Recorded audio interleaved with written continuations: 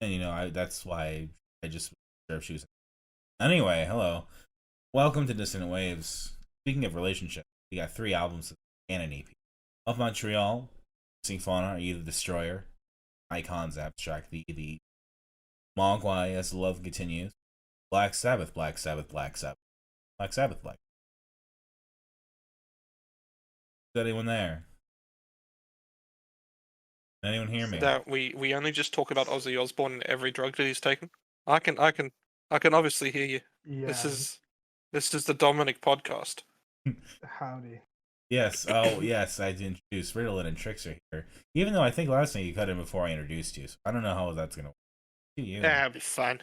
Shall we just talk about Ozzy Osbourne like biting a head off a bat for an hour and a half and then call it a day? Yeah, Ozzy's pretty crazy. I read his autobiography. Yeah. That is a great fucking read, and he talks about how he has some great stories about how he had a psychotic break and fucking just took a shotgun to his chicken coop, Oh.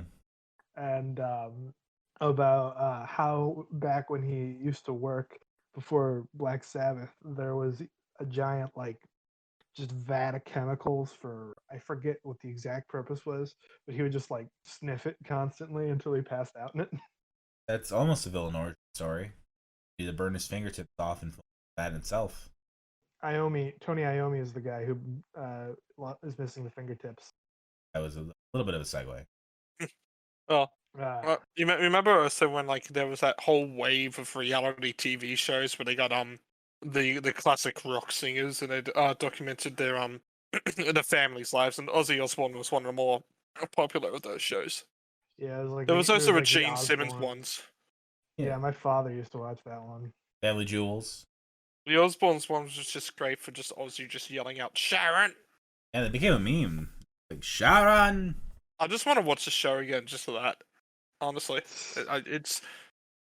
it just sounds it sounds something that's just so stupid that it's entertaining. Their whole Just story, him yelling out Sharon for 40 minutes. Their whole story is interesting as well. Just how fraught it seems at times, but also like how she was the daughter of his original manager, and she basically like chose him and chose to manage him over the family or whatever. Yeah. Plus, didn't Ozzy like it? He either got kicked out or left Black Sabbath for a bit. I can't remember which one it was. Yeah, Dio replaced him for a bit. Mm. And I quite like some Dio era Black Sabbath. Yeah, I think he got kicked out for drugs, unsurprisingly. Probably. Yeah. Anyway, I guess the first album here we're talking about is Black Sabbath's Black Sabbath. Yeah, Featuring the song Black Sabbath. Black Sabbath, Black Sabbath, Black Sabbath, Black Sabbath. And look, it's probably not going to be my number one of the week, but usually when there's been a lot of classic albums, I've had some especially with classic rock, I've had some strong opinions, but this one more falls under the Pink Floyd opinion, in which this is an album. I quite liked Pink Floyd, but this is an album to me. This is fine. Yeah. I enjoyed Pink Floyd as well. I think this is a great album. It's not. I don't know. It's probably not going to even be close to my number one of the week, but it's not Black Sabbath's best album, but I chose it because it is the birth of heavy metal. Oh, and that for that I can appreciate it for sure. That birthing a genre with your first song and your first album, that's pretty incredible. So it's one of the most iconic album arts of all time. I used to think that was Ozzy on the cover. I could see that. Yeah. Yeah, when I first looked at it, I thought the same thing, and then it's like, oh no, it's you know what? I didn't actually kind of know until the Funko Pop vinyl came out. They have a Funko Pop. Mostly because I never looked close enough to care. But yeah, they made a pop vinyl of it. Oh goodness! Yeah, the album art. You can pick it up at JB's over in Australia. It's fucking weird. It's like only like $20. I've been tempted to buy one. Finally, I think they charge a lot more here. In fact, I will actually search it up because you can find it at like JB's a large franchise here, so it's pretty regular to find. But I think they charge quite a bit here. Yeah, usually they're like $10 here. They are imported items. It's not really imported. Actually, no, it's not too much. It's only $30 Australian, so that's pretty close to your guys' It's about the price. same, yeah. And it's just called Black Sabbath pop. There's no like, oh, it's the witch. Oh, Yeah. But there you go, Dominic. There's the picture of it. If people haven't seen it, like oh, of course they most of put the it in the packaging, picture as well. yeah, most of the packaging is dead air, which is kind of the most annoying part of it. Just so that they can show off the album art, Yeah. which it's kind of stupid. Yeah, in the thing itself is not very detailed or like, oh, that's iconic, Nah. whatever. That's just a thing, like a person. There are That's like a Funko couple good Pops. pop vinyls out there. I have a couple. I got like 2 back before they were hugely popular, and they were cheap as shit. So I was thinking like, yeah, I'll pick them up. And since then, there has been like one good. The Bulbasaur pop vinyl wasn't too bad, and the Sharknado pop vinyl wasn't too bad. Everything else has been trash. I bought a few, But unfortunately. I hate them, but I bought a few. If that makes sense. I almost bought a Skeletor Funko Pop. As a person who once worked retail, I had to stock those shelves way too many times. the problem is that they get sold as a collector's item, not actually as a decoration. When Yeah. they're one of the shittest collector's items out there. Like the only ones I buy is if I like the actual item that they sell, and if it doesn't look too like half bad, because they're pretty cheap. They're like $10 to $15. Yeah, When it comes to like figurines that are mostly just desk decorations, that's not too bad. They could probably be cheaper. They're probably made pretty cheaply, but it's not too bad. But I mean, for some reason, everybody wants to buy them all, and the price just comes from collecting rather than it does actual quality. It's just weird. oh no, absolutely. I sent you guys that Anne Rind Funko Pop, didn't I? That was funny as shit. Yeah, like Still waiting on my Adolf Hitler pop vinyl. They really got the mustache right. you're gonna say you're still waiting on John. What's his name from what is it? The Fountainhead, whatever. I'm gonna be honest, the only Ayn Rand I've read is Anthem, and whole shit, that was a thinly veiled argument. I know one of the conceits of one of her books is that you spend like 900 pages waiting for the protagonist to arrive. They talk about him endlessly, but he's just not there yet. Then he comes. It's like almost like waiting for Godot, but objectivist and full of bullshit. Actually, you know what pop vinyl I would legitimately buy if they made a pop vinyl for the tambourine girl on the cover of In the Airplane Over the Sea. Oh, Okay, yeah, yes. I'd buy that one. Absolutely. Funko, come to us for ideas. I don't think Jeff Mangum would allow that though. Probably not. No, and probably for good reason. Yeah. Although I was searching up to see if someone had made that, like a custom, I found this picture of the album art edited so that the girl was dabbing. So that's fantastic. I think I've seen that. I have not seen that. That's great. That's a fantastic image. I'm gonna continue searching if this is up, but I think we should go back now to the Black Sabbath album. Yeah, let's Black Sabbath it up. Black Sabbath. The song Black Sabbath's pretty good. It's pretty doomy. I was surprised by how doomy it was. Oh, indeed. I wasn't, because Tricks liking Doom is kind of it's kind of a standard at this point. Yes, but it's also like 1970. The first Doom. A lot of this album, you can definitely hear influences of like Led Zeppelin, blues rock of the era. So it's like halfway to being a dad rock album, but like also kind of its own thing still, which is nice. Innovative dad rock. Yeah, you know, it's like Ozzy's vocals are not like amazing either or anything. It's weird to call this dad rock for me, because like my dad was never really like, I don't think he ever hated Black Sabbath, but he was just never the big Black Sabbath fan of my family. Whilst my mom had Paranoid as her ringtone for like 5 years. My father loves Black Sabbath. He hates most things, but he loves Black Sabbath. He played in a Black Sabbath cover band for a while. Okay, that's impressive. Yeah. Were they good? I never saw them live. They only played one show. Oh, Well, I'm going to assume that show was not so successful then. I mean, it was a free Although, show, and like 3 people showed up. granted, Tism actually only played one show as a proper band.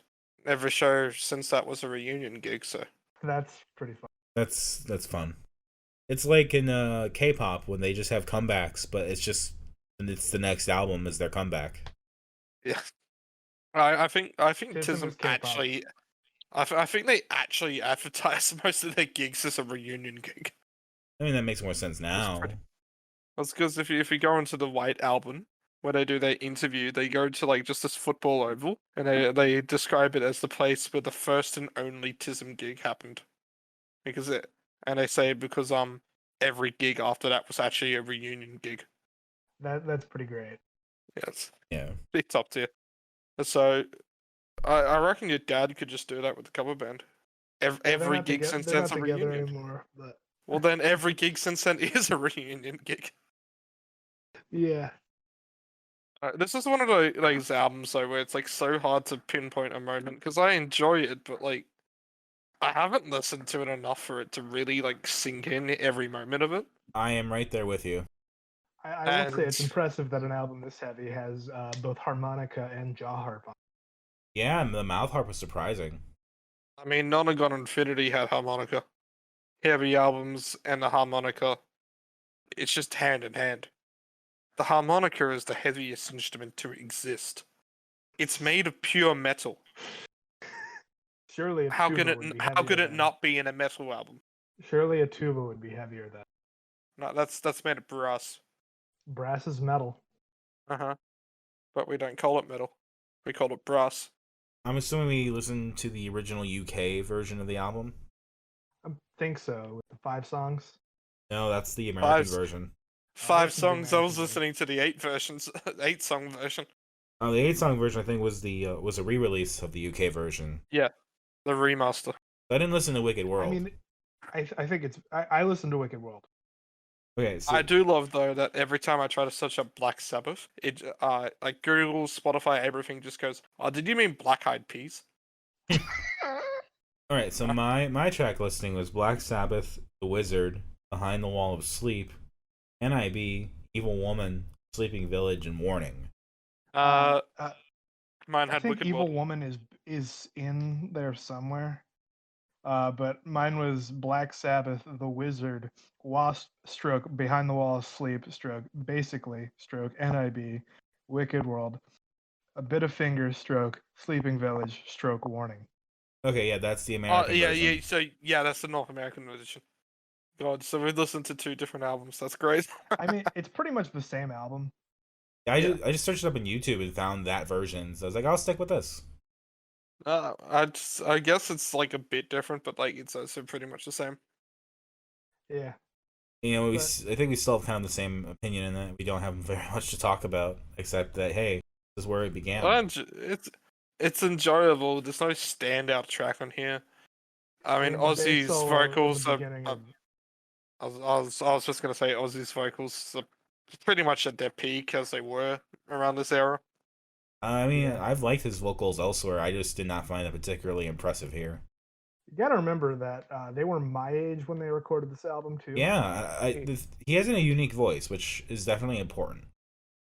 Yeah. So I'll take the unique voice over like, the vocals are not amazing, but they are distinct. Mm-hmm. Like, you know, if he was Well- in the church choir, he'd be like, okay, that's interesting, odd.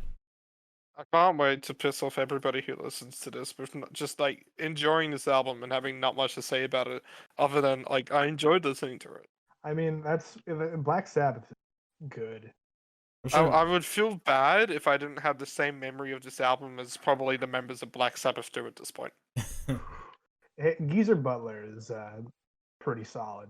I'm sure when we get to Paranoid or whatever, it'll be more of impressionable to us. Yeah, I'm not doing Paranoid next. I think it's also interesting that they released those albums in pretty much in the space of 6 months. Yeah. Yep. It is They interesting recorded this album. If I can talk about me reading Ozzy's thing, they recorded this album in like a day. Yeah, I was gonna say just that Mm. just now. Yeah, it just says recorded 16th of October 1969. And then the Yeah. next day was all the mastering and pickups. And another fun fact about the album is that Tony Iommi, he initially wanted to play a Stratocaster on the album because he was a big Jimi Hendrix fan, but the bridge pickup on his guitar died, and so he had to play his backup guitar, which was his Gibson SG, which became like his most famous instrument. I also find this like so I got a bit sidetracked and went on to the Paranoid album on Wikipedia, and apparently there was a controversy with a nurse who committed suicide, and people were wondering if the album caused it just because she had it on a turntable, and I think it's actually interesting how it's not like it ended in the 70s. I remember the controversy with Adam's song where one of the Columbine survivors killed themselves whilst Adam's song was was playing on their radio, and a lot of people were wondering like if those songs and stuff like that had turned people to suicide. It's one of like the kind of biggest misconceptions that the media has ever pushed on mental health. Yeah, Oh yeah, that's not how that works. Mm. yeah. I mean, I've listened to a lot of Black Sabbath, and I don't want to die We've listened to everything we've listened to for this podcast, and we haven't died yet. So yet. Although I do listen to a lot of Crywank and I do masturbate a lot. we How listened. much crying do you do? Here and there. We didn't. We listened to Judas Priest, and we turned out okay. Although Yeah. you are gay. That was before that, honey. I think Judas Priest was a while before you. No, I was alive then. Oh. They both found out they were gay at the same time, in the same place. It's I'll almost let like everyone else do the math. we're the same person. Well, you were both inside each other, so may as well have been. You get Gay inside, jokes. you can't get outside. Gay jokes are the structure that builds this relationship. Yes. We'll get to of Montreal eventually. Just you wait. Look, we're not doing your fun, so that's that's the happiest part about doing Of Montreal. Everything else is a bonus from there. Just as long as we never do your fun. I don't need to hear Kevin Barnes talk about how he's having sex with his new girlfriend for 40 minutes again. There's plenty of albums to go in the of Montreal discography. Oh, I know, and every one of them is quite sexual, and some of them in a good way. But like the one where he just talks about having sex with his girlfriend for like 30 to 40 minutes is somehow the most unbearable of them. That's the Midlife that Crisis sounds album. like hell. Yeah. Or the one that's like the album art is literally a midlife crisis. Midlife Crisis followed by Self Acceptance to a Radical Degree. Yeah, I haven't heard the new one yet. Like, but it actually apparently the new one's supposed to actually be good. So Yeah, I've not heard much about it. It's like the first self-released one, like officially at least. I've I heard haven't one listened song from either. it, which was better than anything off Your Fun by a long shot. So And maybe coming out I, did good. anyway, so we're done with Black Sabbath here. I'm going to assume, and I'm going to assume that no one's really got a favorite or least favorite besides Tricks, maybe. NIB. I'll throw in Black Sabbath, a song that's impressive that it started a whole genre. Mhm. Yeah, I'm going to agree with Dominic. The opening for here is very strong. That's about it. It's fine. I have no qualms with it or really anything. I have no least favorites.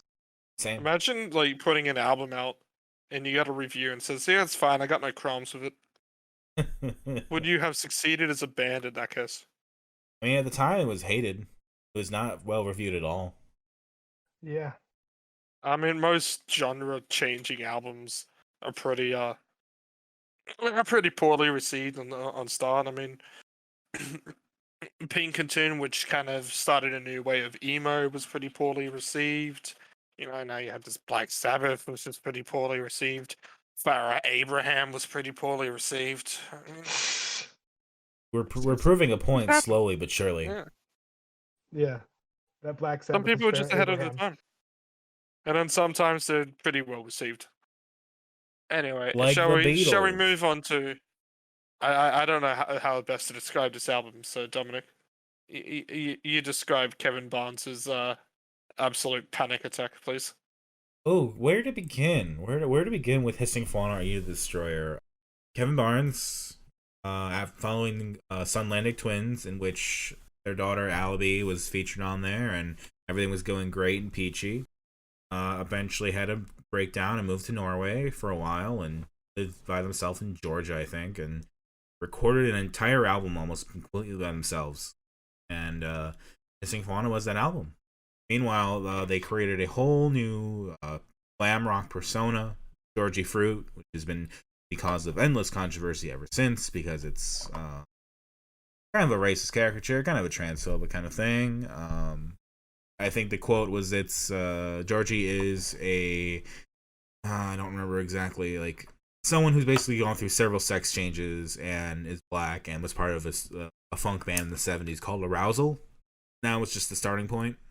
And the whole He wanted to, just according to Wikipedia, he wanted to make a stage persona kind of similar to Ziggy Stardust, but made it a lot more edgier. right, that's one quote. In the intervening time, Kevin has apologized for Georgie Fruit entirely, especially since Kevin has come out as like non-binary and bisexual, I believe. And so like it's kind of there's a whole thing on the Of Montreal website talking about it. And Georgie Fruit was, to just kind of summarize, paraphrase, was created to help them escape from their chemical depression and neurosis. A lot of Kevin's heroes are black, so that was why they made the writing persona black. Then that inhabiting that character was also kind of like what helped them down the path of identifying as binary. Which occurs to me now that I remember that they've come out as non-binary. Should probably stop using that he pronoun. He, she, they is kind of whatever. Yeah. They don't mind with any? Yeah. They're fine with any. Cool, I'm gonna call Kevin Barnes a she. I just feel like it just. I always wanted to call it Kevin a she. There you go. And like, if you really look back through everything you've listened to so far, and like even like stuff on Cherry Peel, it really makes sense. Yeah. That song "Tim, I Wish You Were Born a Girl." I'll just like this whole album is literally like a transition from normal, I guess, Kevin writing persona into the Georgie Fruit persona. And of course, the song "The Past is a Grotesque Animal" is that like literal transition phase, and it's probably one of the most iconic of Montreal songs ever. Only song I've had a panic attack to that I can think of off the top of my head. There you go. It works. So I think what's surprising here is that the song that's probably considered the most popular off this album wasn't a single, Not for a long which time. is rare for 2006, 2007. Well, I was talking about Groenlandic Edit. That doesn't seem to be a single at all. Yeah, right. And that's the most popular song on Spotify, at least, for Of Montreal by like a couple million plays. Definitely off this album, it's by around 30 million. It's a good song. It's not my favorite on here. Not at all.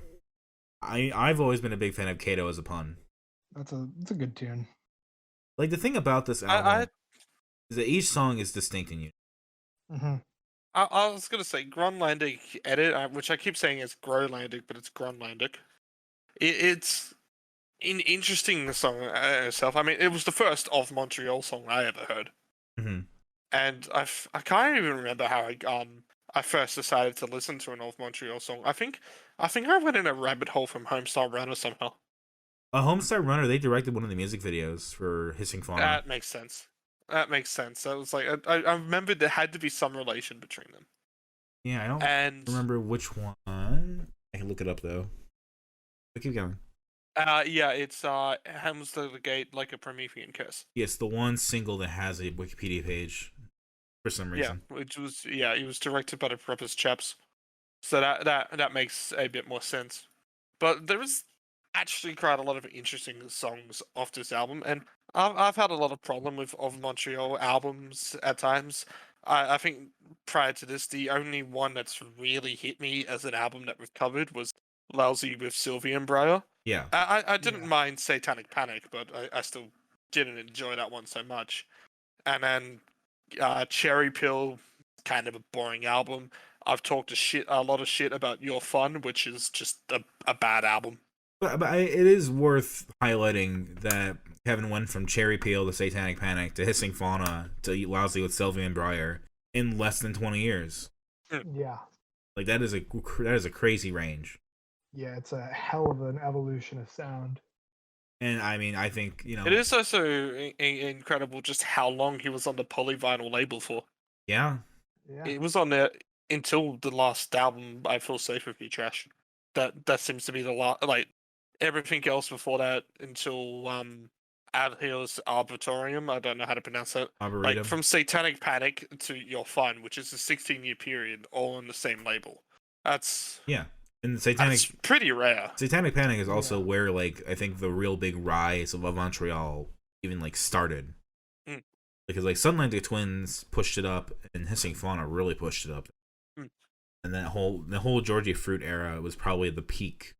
I was like Sylvia and Briar, probably the capstone to everything. That's, like, the next era. I haven't heard a good album from him since or from her, from them, from I should just say from Kevin. I confuse myself badly. I hate that. I do have But already...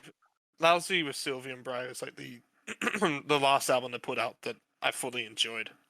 I do have Aureate Gloom on vinyl, so maybe we'll do that sometime. But it's gonna be a long time from now if we do. Mm. Because I want to get through. I do want to do the Georgie Fruit saga completely, but it's gonna take some time. That sounds good. Because I like going back to this album. This has never been my favorite of Montreal album, but I am shocked by how much it still holds up for me.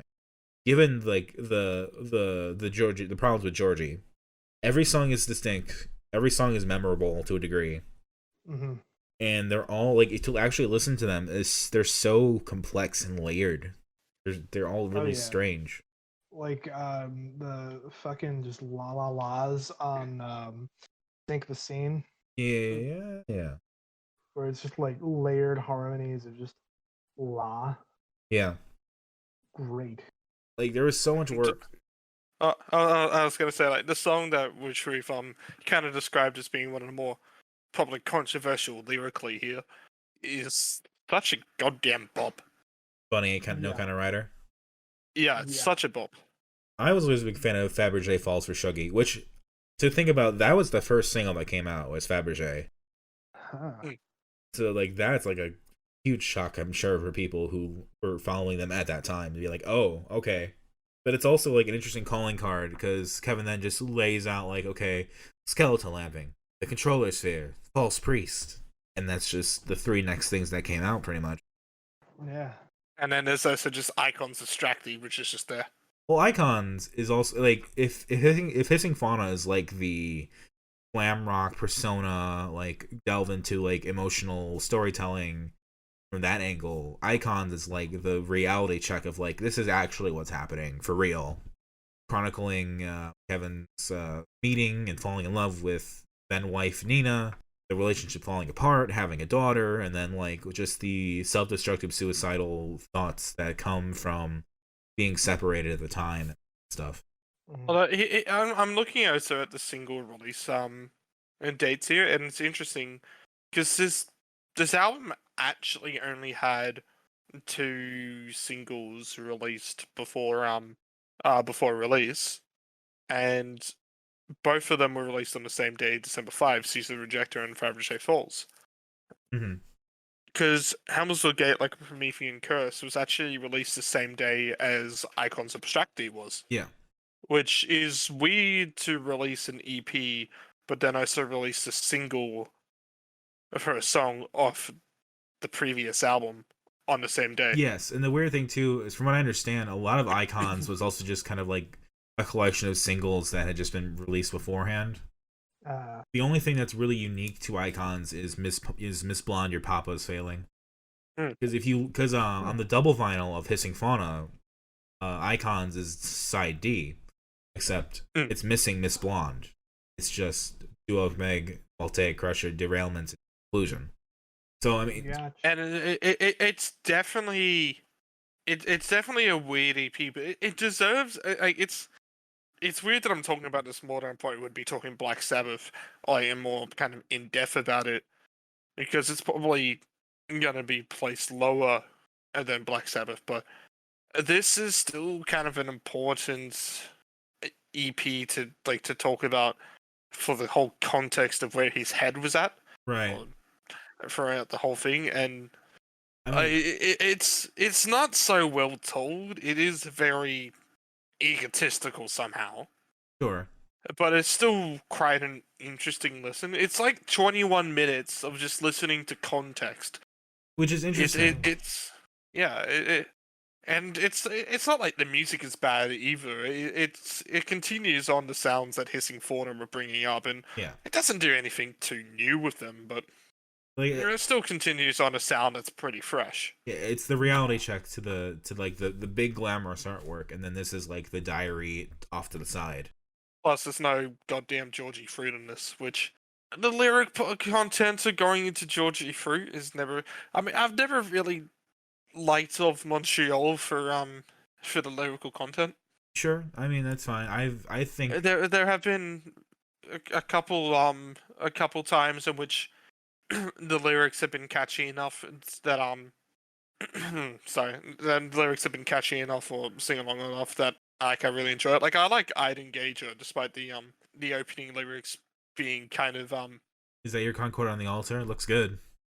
yeah, pretty much. Pretty Uh, much.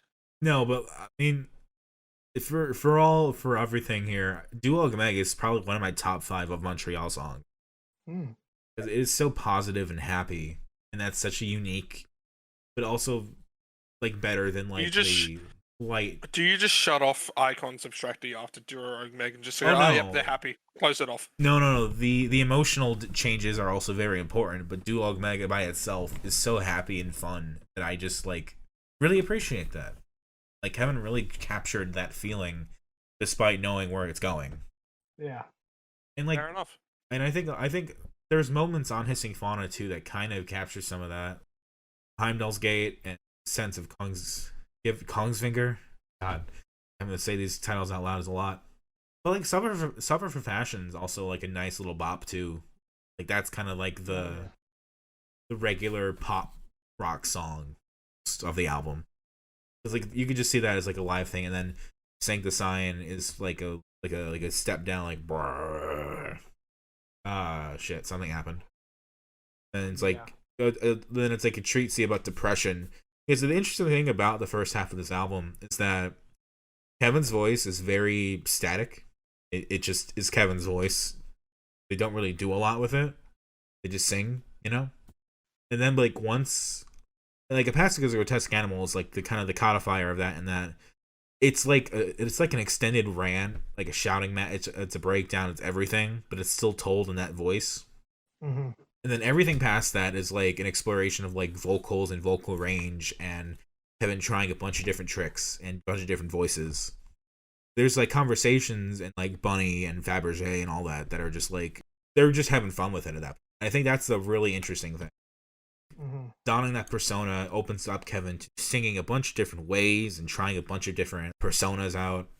They're clearly having more fun with it than they were, in a sense, the first part of the album. Yeah. Some growth in it.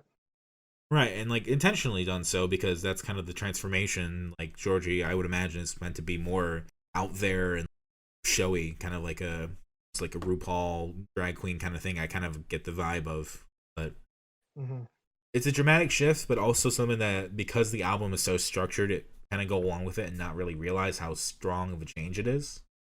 Oh, absolutely.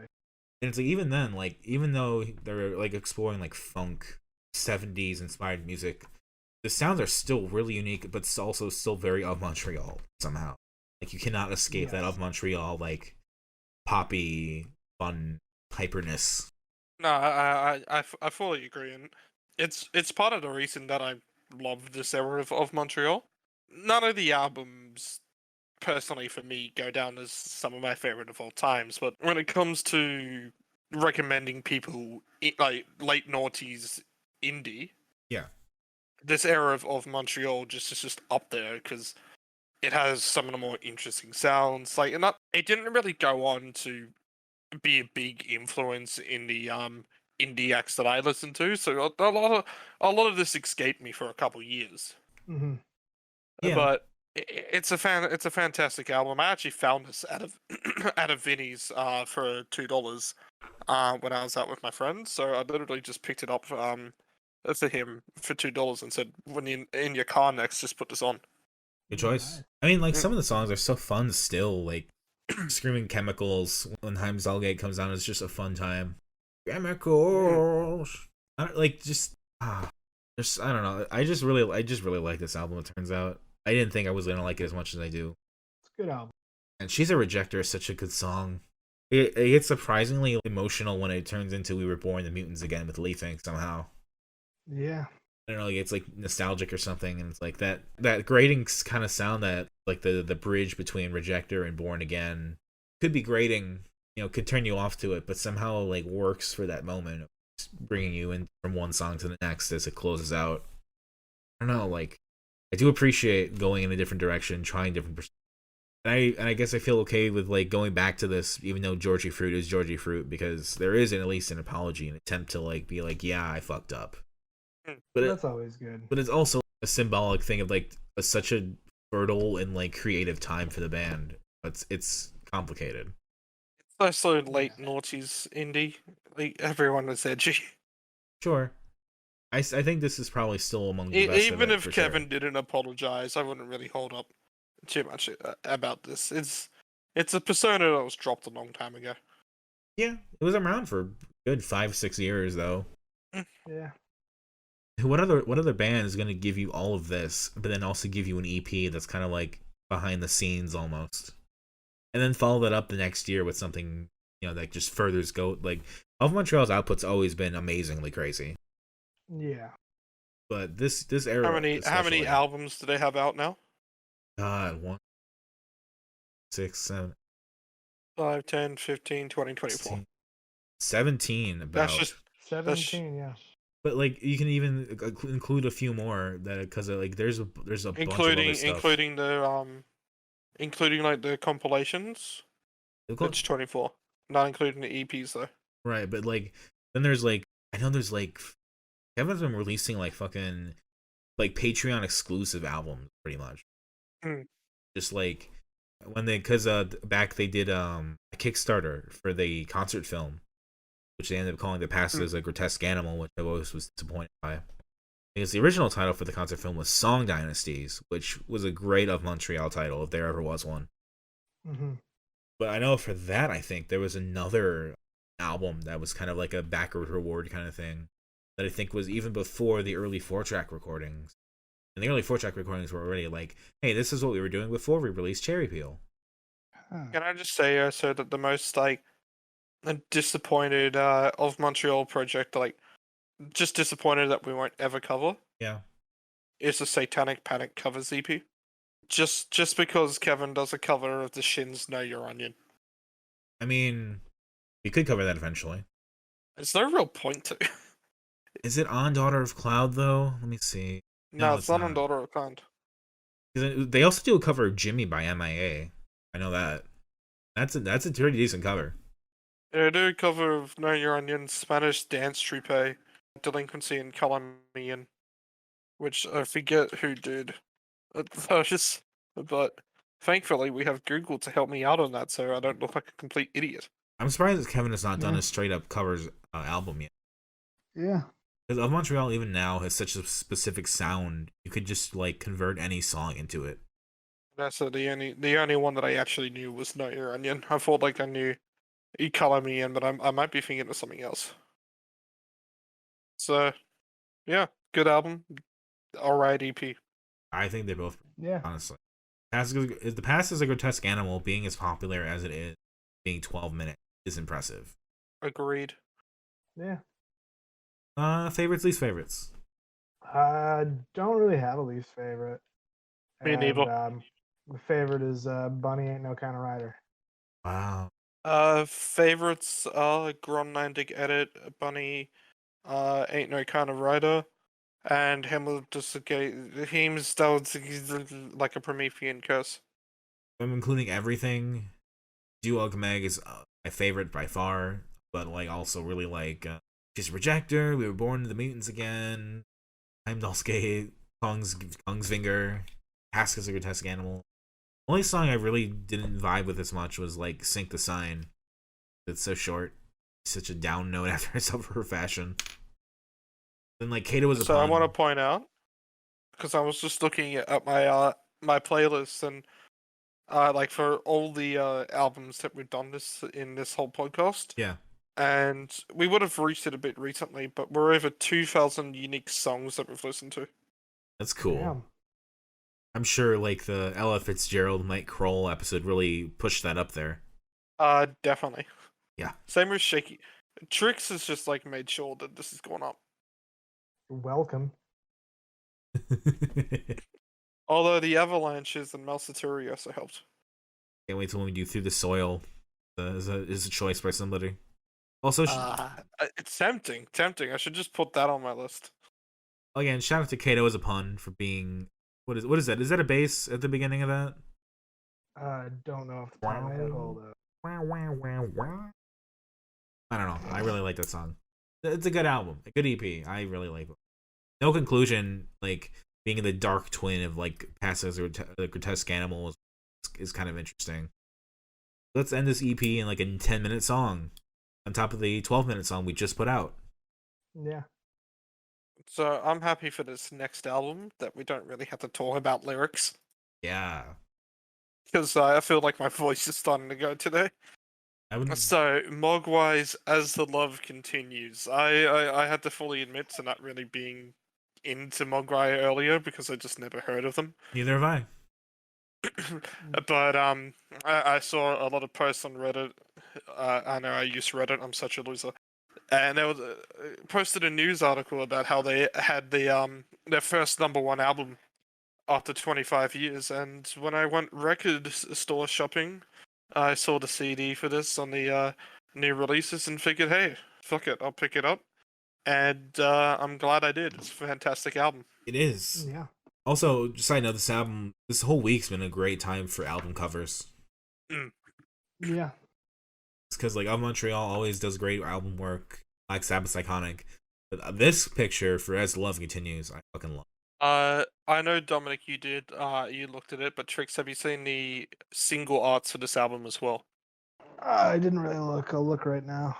I posted them up above, I believe, but like, in short, because you can't just say, The "Oh, you looked at it." crow and the alligator. It all has this kind of like shoegazy artwork to it, and it's all of animals. Yeah. Like it's just all in the same theme, and it's just so good. I'm not gonna lie, that alligator, you could tell me that's a King Gizzard album. Yeah. Oh, actually, you could probably tell me that's an OC's album. Yeah. Yeah, like either one of them, I would believe. And then the crow for the Richie Sacramento, and like Richie Sacramento is up there with Sunglasses and Naked for my song of the year at the moment. So one of the worst music videos, but Sure, it's not a bad music video, but it's got all these moments. It's just like it captures the vibe. I still can't get that CGI woman just spinning for some reason. It's 2 seconds, and it just makes me laugh. I didn't watch it, so It's just like it's poor CGI, but like it's whatever. It's not bad, but it's just not up to the standards that CGI are now. It looks like a PS2 game. Yes. gotcha. Also, weird shout And outs. for one moment, Weird shout outs to like Yeah, The you do your Exorcist, shout-outs. The Exorcist 3, Ceiling Granny. The whole story about trying to remember Pat Smear of Foo Fighters coming out with Pat Stains is fun. most of their lyrics are just their titles and how they come up with them. Yeah, that's fair. Only one song really has lyrics. I feel like the first song, they literally just had a random number generator put out some words.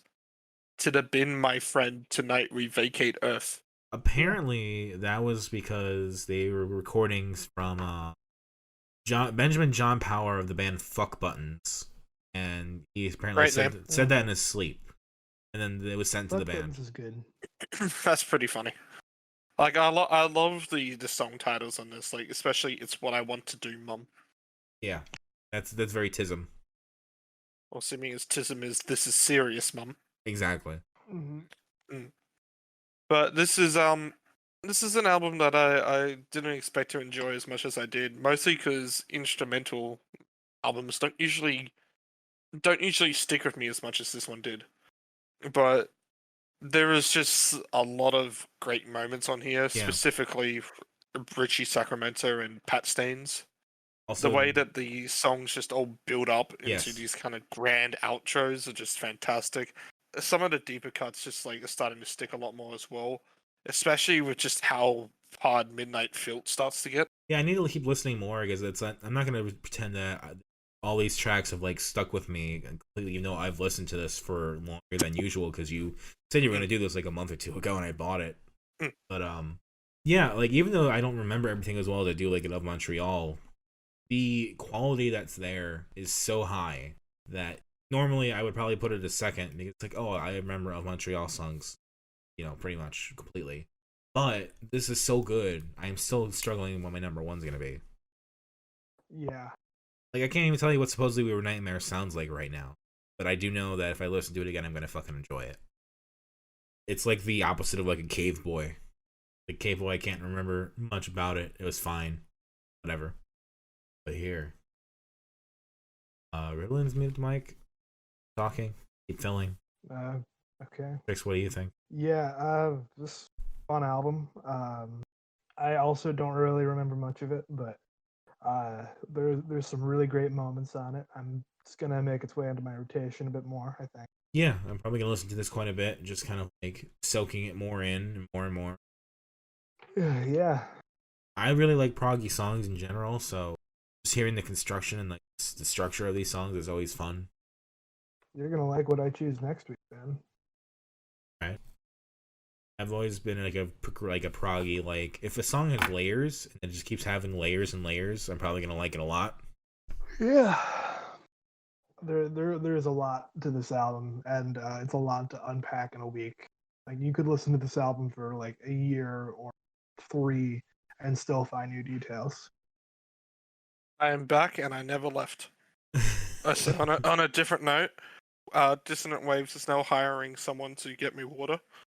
You must live in Sydney, Australia. My girlfriend won't do it.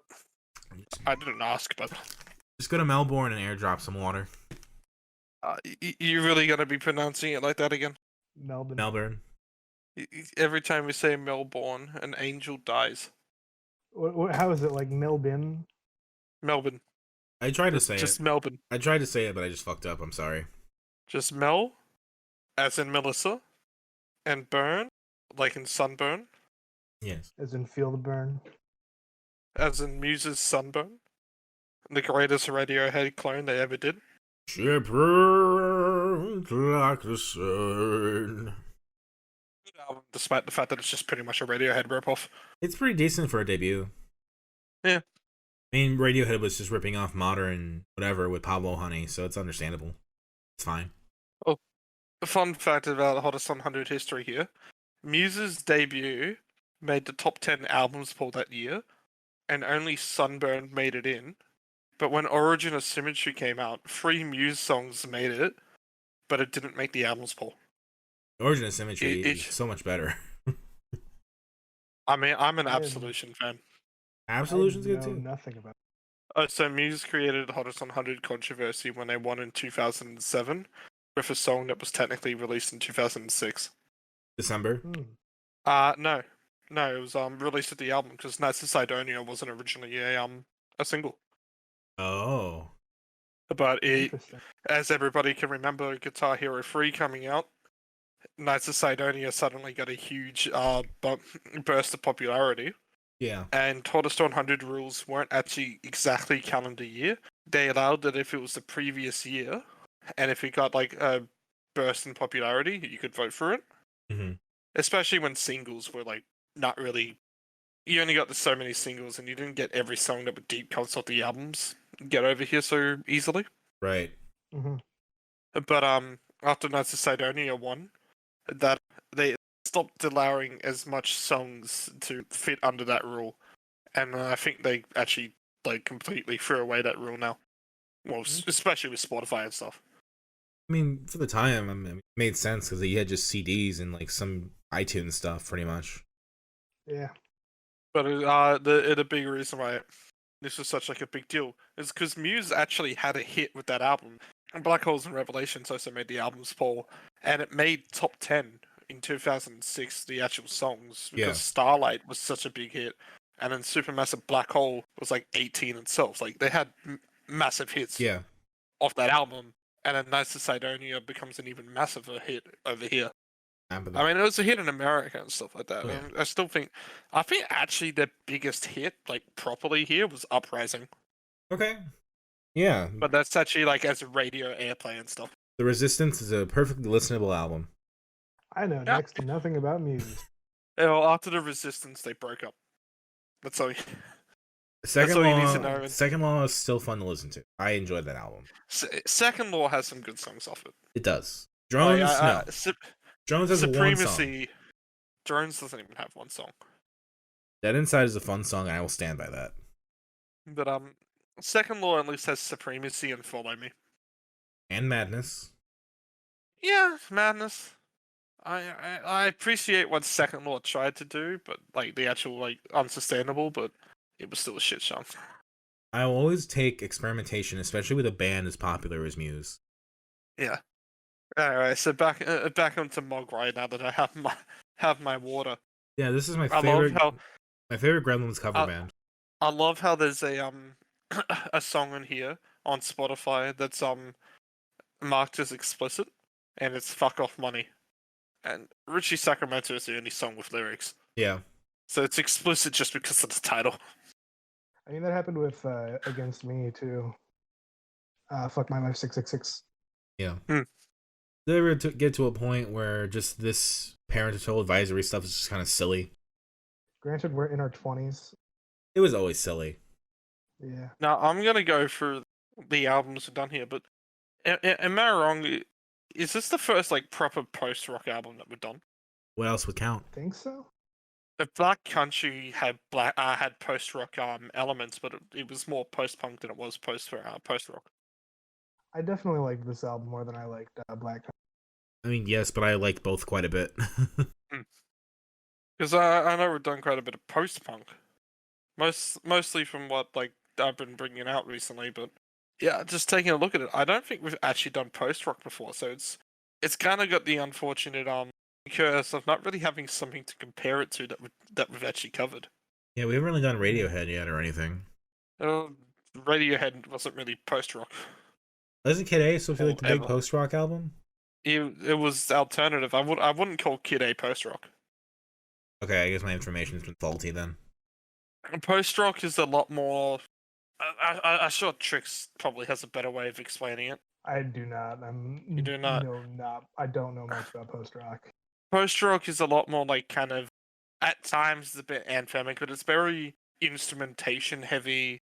Mogwai is kind of a bit different to a lot of like popular post-rock albums because a lot of the songs go for a max of 7 minutes, while there are a lot of post-rock albums where 7 minutes is considered a short song. That's fair. Okay.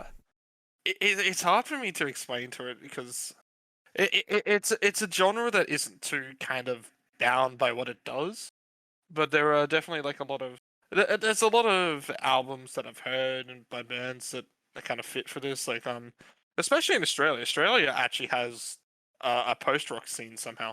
Because one of my favorite instrumental albums, it's pretty much instrumental, is Sleep Makes Waves' Love of Cartography, and that's a post-rock album, and that's it's not too similar to its sounds in here, but the elements that make it post-rock is like very similar, and you kind of had to listen to something else to kind of understand it. Sure. Or just be better at explaining words than I am. It just sounds like you have to choose another post-rock album kind of soon. Fortunately, I don't really have one at the moment. I keep hearing the name Slint brought up with band. Actually, yes, Slint's more closer to Black Country, Black Midi, Okay. but just in their sounds. But Slint were one of the more pioneers of post-rock slash, not really a pioneer of math rock, but they did inspire what a lot of math rock bands in the 90s would do. See when So I guess yeah, if you've heard Spiderland, maybe, or even at times Godspeed Your Black Emperor. okay. I mean, Godspeed Your Black Alright. Emperor is post-rock, but they do a lot of droning as well. I don't know why I said at times. They are mostly post-rock. Chicks, you were gonna say something? No, I'm just absorbing the information. Would Jungle Giants or Big Scary classify as post rock at all? No, not even close. Okay. Just trying to. They're straight out. Oh, they're indie pop. It's so different from post-rock. Just trying to understand what the boundary is. I know it's weird, but I try to think of music that's cinematic. Okay. Alright. It's like kind of I mean, this is a very a lot of cinematic post-rock album. kind of has, yeah. So you know how it kind of has all like these build-ups and like cinematic moments that kind of happen. Those are elements that you find in all the post-rock albums. I might like post rock quite a bit then. All right. I don't know. It's hard. It's a hard genre to explain, but you kind of. What's that quote with pornography? I can't explain it, but I know it when I'll see it. Yeah, that one. Fair. That's pretty much post rock. Can't explain. At least for All me. right, see it. I could probably give a couple of like post rock albums to listen to. I mean, Godspeed you Black Emperors, lift your skinny fist to heaven, and like antennas to heavens, or that one that's complete gibberish. Apparently, I haven't heard either in full, but apparently there's some big ones in the post rock. Okay. Sleek Makes Waves, Love of Cartography is one of my favorites in Sydney. Someone on the Oz Music Discord recommended a post rock album, which might be a bit hard to get into, seeing as it's like 5 songs and goes for an hour. Although that seems like up Trix's alley. It's 5 songs and goes for 67 minutes. We're gonna do Dope Smoker eventually, so this will fit right in. Yes, we are. And this one's like just an interesting one context wise to listen to, because I actually planned to bring this up at one point, so I actually finally fucking listened to it. Is an album called Departure Songs by We Lost the Sea. And the whole album was kind of inspired, unfortunately, by the suicide of their lead vocalist. Ah. And they decided that instead of replacing the vocalist, they were going to become a fully instrumental band from there. Ah, I appreciate that like drive it's and not a New Order, Joy Division situation. right. Mm. It's respectful. Apparently, I haven't listened to the album in full, but apparently it's fucking fantastic. And I guess in the Oz music scene, when it comes to post rock, that's one of the must listens to. And then we have Mogwai, who this is post rock, so Yeah, there's also like elements of shoegaze in here as well. Yeah. yeah. Glad we covered Which is- like instrumental stuff too. I always love me some good shoegaze, because it's why I love Richie Sacramento. It has this sound that's kind of struggling, Yeah. and it just hits right, and I just love it. Very aquatic, very watery. Mm. Mhm. Like you're listening to a radio in the water. But I love like the contrast in the vocals and the sound in Richie Sacramento. You have this song, its instrumentation is just like fighting each other, and it's so kind of like aggressive, and it's these calming vocals on top of it. And despite what the song does, it doesn't get too aggressive with these vocals. It just stays them so calming, and it just blends so fucking well. Yeah. I love it. It's really like, people will probably not realize exactly how difficult it is to write a song that contrasts so well. Yeah, I mean, Richie Sacramento and To the Bin, My Friend, are probably my favorites on the album. They're just so interesting. The Bin is such a great opener, and like describing that sound to somebody who's never listened to Mogwai before, and then Richie Sacramento being the only real instrumental, it just makes you listen to it more. It's the only non-instrumental. Yeah. The only one that's like actually non-instrumental. And it sticks out, but it doesn't stick out like a sore thumb. It's just I mean, like I said earlier, before starting this one, this is up there for song of the year for me at the moment. It's just fucking fantastic, and it's a clear peak for the album. Yeah. But Yeah. it doesn't matter that it has a clear peak when everything else is just so fucking good. The whole album is great. I'm glad that they got a number one with this. Album's So, made. anyone got anything else to say, or should we go favorites, least favorites? Which, like this whole week, I think no one's really got a least favorite here. No, No least favorite. like I Do name have my a couple favorites. standout tracks though. Favorites for me are Richie Sacramento and Pat Staines. I reckon they'll both be in my top 100 by the end of the year. Pat Staines probably going to be high up as well. Fair. Richie Sacramento and Ceiling Granny are probably my favorites. All right, who wants to dive first and do the rankings? I'll do it. You've got some rankings up? Oh yeah, I've had this list in mind before. I enjoy it fine, but it's not as impressive as the others. Black Sabbath by Black Sabbath. Number 3, I like this EP a lot, but it's Icons Abstractly because the other two are just so impressive. Number 2, I'm gonna go with. I mean, this is the part where I was struggling a bit, but in my heart, this is always what I think it would be, even though I can't explain why. Number 2 is Hissing Fauna. The number 1. What an upset! What an upset! Number 1 is As the Love Continues, but I cannot tell you why. By like all metrics, by everything I usually go about based on, it would be Hissing Fauna. From every song being memorable to the lyrics to the instrumentation, Mogwai somehow pulls it off. I'm going to agree with you, but swap Icons and Black Sabbath. Fair. I have a bit different entirely. Bottom, Icons Abstractly. But I'm gonna go Mogwai. These top 3 could change at any day.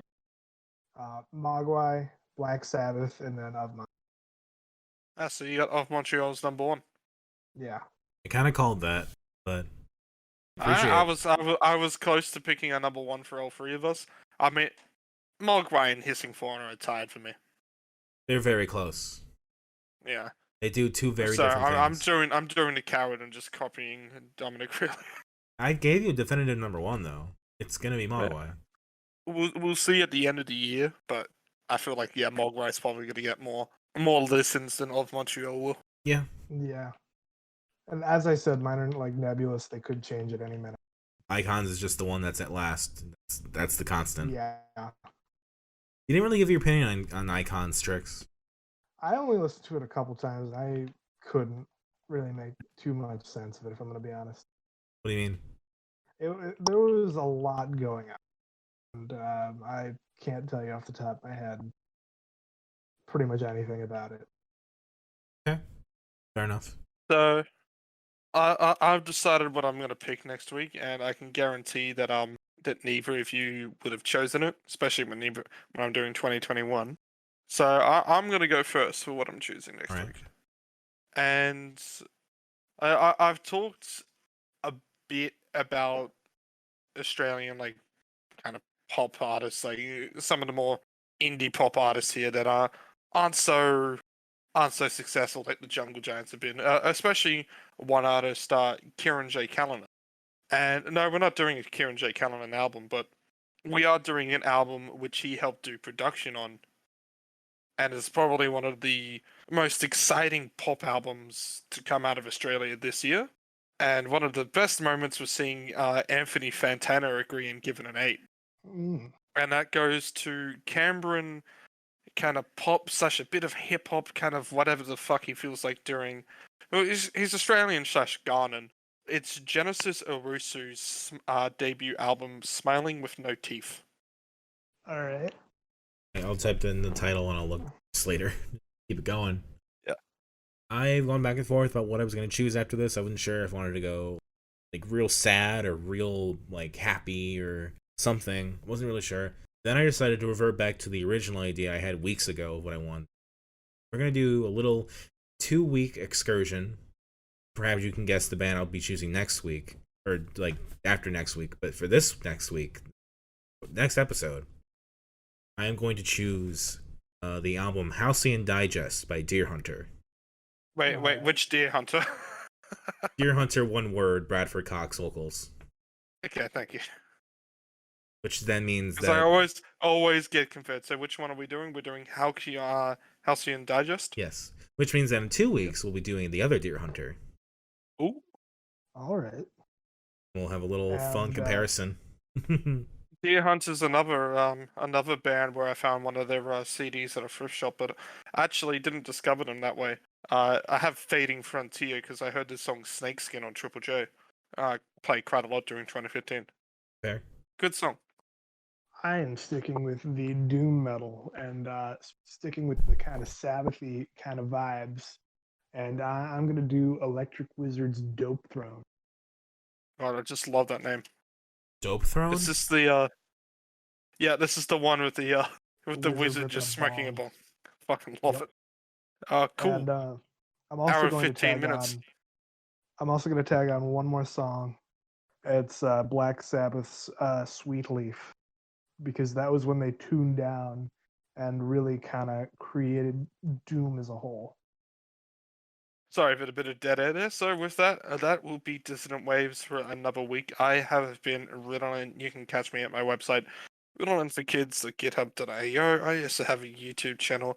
I don't really post anything there, but I should because I've been working on this platform that's kind of shit for like the past couple of days. That's all. Nice. I'm Dominic. You can catch me on Twitter at DACICHOCKI. I do have a YouTube, not very important. I've written stuff for TiltedWindmillStudios.com. You can check it out there if you like. I'm not posting anything just now, but maybe in the future. I have been Trix. You can catch me on Twitter at procrastinaut_. That's like procrastinating astronaut, and then an underscore. I also have a YouTube channel where I do bass stuff, and you can catch us all at Dissonant Waves on Twitter and dissonantwaves.space. Is that domain all good now? Not yet. I've been kind of just fucked with bills right now, but I will get it up next week, ideally. Fingers crossed. Yep. And that'll be it for us. We will see y'all next time. Bye bye. Mwah.